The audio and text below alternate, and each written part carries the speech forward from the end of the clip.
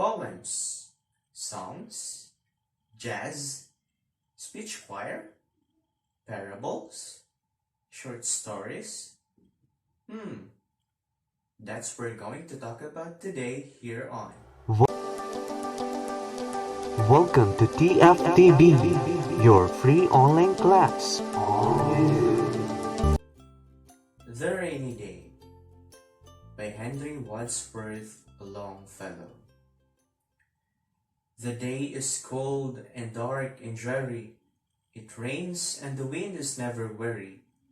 The vine still clings to the moldering wall, but at every cast the dead leaves fall, and the day is dark and dreary. My life is cold and dark and dreary. It rains and the wind is never weary. My thoughts still cling to the moldering past, but the hopes of youth fall thick in the blast, and the days are dark and dreary. Be still, sad heart, and cease repining. Behind the clouds is the sun still shining. Thy fate is the common fate of all. Into each life some rain must fall. Some days must be dark and dreary. One of the 18th century American poets whose works are widely read in the world is Longfellow, who was born in 1807. He became so popular because people loved the musical quality of his poems. He was a national literary figure and a world-famous personality at the time of his death in 1882. After listening to Longfellow's poem, what might have been the feelings and memories of him as he composed that poem? Did you get any lesson in life from this poem? Words to know, your speech 101. Dreary, adjective. Weary, adjective. Moldering, verb. Repeat after me. Dreary. Okay, correct. Weary. Very good. Moldering. Excellent. Dreary is a word that describes something as dismal or gloomy. For example, the poem has a dreary reflection of his life way back then. Next is weary. Weary means tired. For example, his tears have never been weary of flowing from his eyes. Moldering. Moldering means crumbling or break into small pieces. For example, a man on the shore has been moldering bricks of wood since the sun shines. A Time to Talk by Robert Frost. When a friend calls to me from the road and slows his horse to a meaning walk, I don't stand still and look around on all the hills I haven't hoed and shout from where I am, what is it? No, not as there is a time to talk. I thrust my hoe in the middle ground, blade end up and 5 feet tall, and blood, I go up to the stone wall for a friendly visit. Also, a famous American poet is Robert Frost, who started writing poetry when he was 15 and continued until he died at the age of 88. He enjoyed wordplay and challenges in creating a complex idea in the form of a poem through the crafty use of language. A poetry lover and great talker and conversationalist, Frost regarded poems as the highest art of language because of its compression or compactness of structure, which gives poetry an advantage over other literary forms.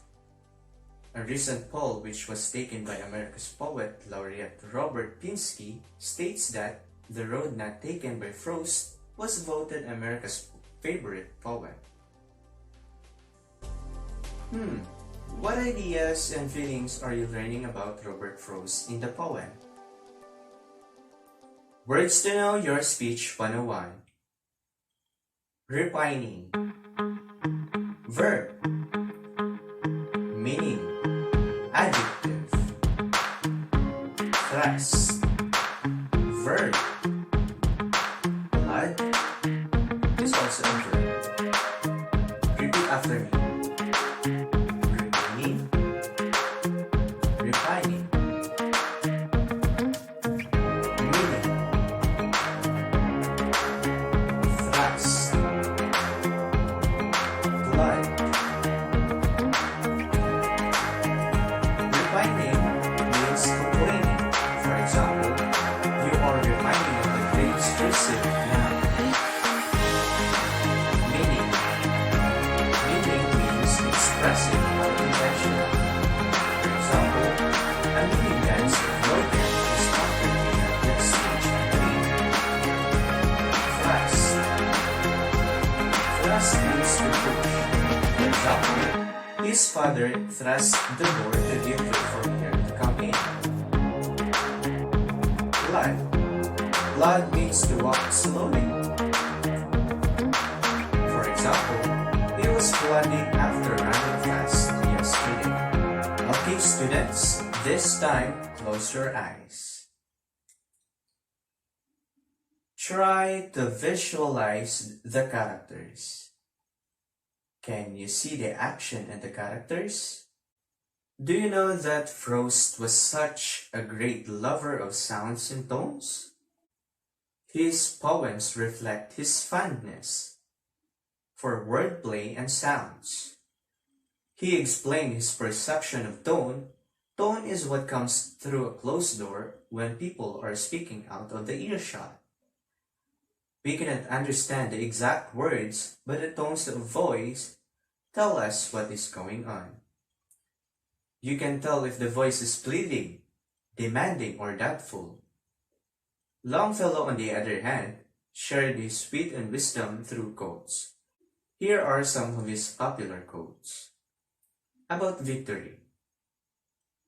In ourselves are triumph and defeat. What about time? It takes less time to do things right than to explain why you did it wrong. Next is hope. The setting of a great hope is like the setting of the sun. The brightness of our life is gone. Okay, students, open your eyes. The questions are, what ideas about Longfellow come to your mind as you heard his quotes? What do the lines of the poems show about the poet's personality? Do the poet's lines reveal any ideas about their nature and way of thinking?